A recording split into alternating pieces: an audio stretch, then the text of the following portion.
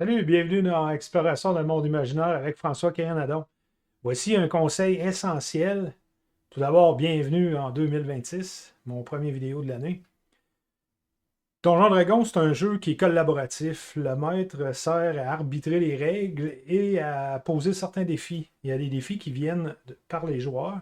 Les joueurs doivent les surmonter et tout le monde joue ensemble pour avancer dans une histoire que le maître anime, si on veut, l'environnement de l'histoire avec les PNJ, qui est les personnages non-joueurs, les monstres et toute l'ambiance qui vient avec, l'ambiance narrative, les défis aussi qui soient fantastiques, plus, moins, dépendant des campagnes.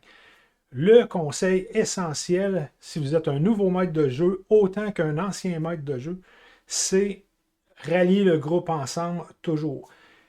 Voici ce qui arrive quand un groupe se séparent. Un joueur veut faire une infiltration dans le camp ennemi, il part de son côté. Qu'est-ce que vous faites avec les deux, trois, quatre autres joueurs? Ils tombent en stand-by ou si le groupe est séparé en deux ou en trois. Un berger, c'est fait pour garder un groupe. S'il y a trois groupes de moutons, c'est plus difficile à gérer. Puis c'est les joueurs qui sont en attente, c'est moins plaisant pour eux autres.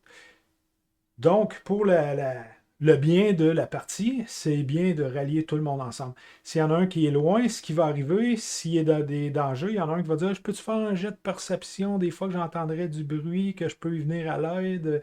Mais ils vont trouver toutes sortes d'astuces pour essayer d'aller aider le joueur qui est dans le trouble.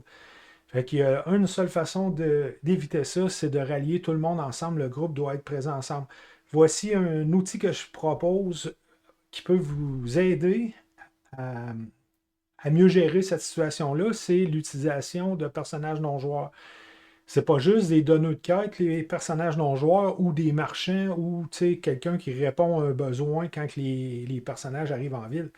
Ça peut être aussi quelqu'un qui ont engagé pour traîner du bétail, traîner des armes, rapporter des richesses parce qu'ils ne sont pas capables, euh, parce que c'est trop pesant. Alors, ça peut être toutes sortes d'affaires. Ça peut être ça peut être des créatures environnantes comme des centaures, des wimics, ça peut être toutes sortes d'autres espèces qui viennent renforcer la présence du groupe et démontrer aussi que l'univers est bien vivant. Les, ils restent en arrière-plan, les personnages non-joueurs. Il ne faut pas qu'ils fassent de l'ombre à l'héroïsme des joueurs. Sinon, les joueurs, dans le fond, ils veulent vivre des moments héroïques. C'est pour ça qu'ils ont des personnages qui essaient d'acquérir des objets magiques et d'évoluer leurs personnages pour qu'ils deviennent plus puissants. Il ne faut pas prendre un PNJ pour enlever la part de succès des joueurs.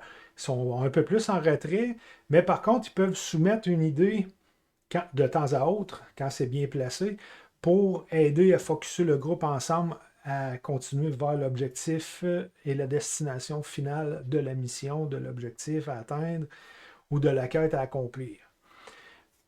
Alors, rappelez-vous que c'est pas facile de gérer ça. C'est catastrophique si vous le faites en avant des joueurs. Si vous le faites en ligne, vous pouvez toujours demander aux joueurs de quitter. Moi, ça m'arrive des fois quand il y en a un il y a un personnage, mettons, qui s'adresse à un seul personnage non-joueur, ou l'inverse, des fois, ça peut être un prêtre qui veut s'entretenir avec le paladin. Je demande au gars soit de quitter ou d'enlever leur écouteur pour ne pas comprendre qu'est-ce qui se dit, puis après ça, ben, je trouve que ça met un petit peu plus. Mais c'est pas une session de jeu où la personne va partir de son côté. J'essaie d'éviter ça le plus possible. Puis ça, ils aiment ça, mes joueurs. Par contre, si vous le faites en présentiel, vous allez devoir aller dans une autre pièce pendant que les gens attendent, mettons, dans la cuisine, sur la table. Puis là, vous allez vous entretenir avec un joueur ou deux en particulier pour revenir jouer des sessions d'histoire comme ça.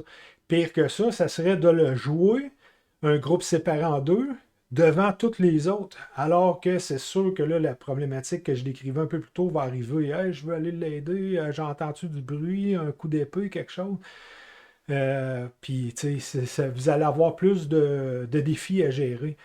Donc, rallier toujours le groupe ensemble, c'est important. Puis c'est important, même si vous êtes joueur, de comprendre ça, que des fois, ça peut être tentant si votre idée que vous proposez à l'avant n'est pas prise en compte et que vous vouliez faire un peu à votre tête et le faire quand même, essayez de garder ça à l'esprit que c'est plus simple. Ce jeu-là, il est fait pour jouer tout le monde ensemble. Alors, accompagnez-vous là-dedans à avancer et à accomplir les défis, les objectifs, tout le monde ensemble. C'est pour le plus grand plaisir de tous. Merci, je vous souhaite une bonne année et beaucoup de santé. Ça peut être fragile, des fois, on prend ça pour acquis jusqu'à ce qu'il arrive un pépin, puis là, on réalise à quel point que c'est important la santé. Je vous souhaite une très bonne année 2026. Merci. Bye. Puis si jamais vous avez des commentaires à faire, laissez-les dans la fosse. On va en jaser. Salut.